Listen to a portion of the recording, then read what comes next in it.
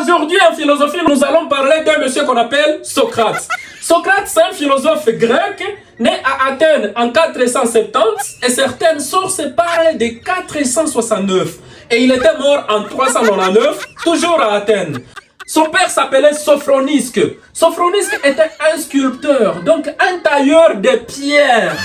Et sa mère était une sage-femme qu'on appelait Phénarète. Une sage-femme donc qui aide les autres femmes à accoucher. Alors, Socrate avait une femme qu'on appelait Xanthippe. Cette femme avait eu avec Socrate 3 enfants dont l'aîné s'appelait Lampoclès. Avant l'âge de 40 ans, je parlais d'avant l'âge de 40 ans, il y a Socrate qui était sculpteur comme son père. Et à l'âge de 40 ans, il s'est intéressé à la philosophie avec une mission de rendre ses concitoyens vertueux. Et la vertu pour Socrate, c'est le bien, le vrai, le juste. Le fait de faire le bien est appelé vertu. Alors, sa doctrine philosophique, c'est intellectualisme moral. Comme vous pouvez le constater, il y avait une certaine période où Socrate était parti dans un temple appelé Delphes. En arrivant sur le temple, il a trouvé sur le fronton cet écrit « Connais-toi toi-même ». Cette phrase-là l'avait beaucoup intéressé. Et quand cette phrase l'avait beaucoup intéressé, il avait pris cette phrase et l'avait faite sa devise.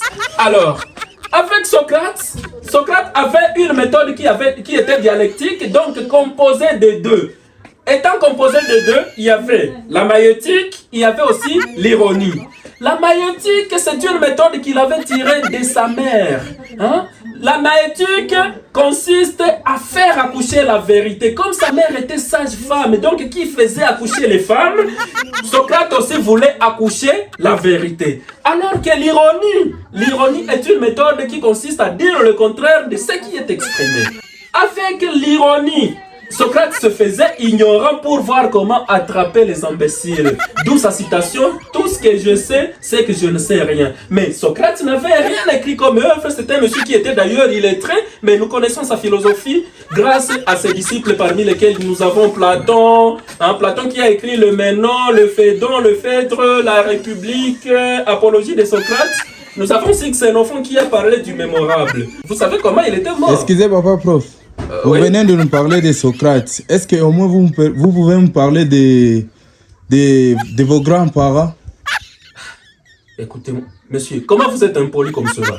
Et c'est à moi de poser cette question-là. Monsieur, viens ici.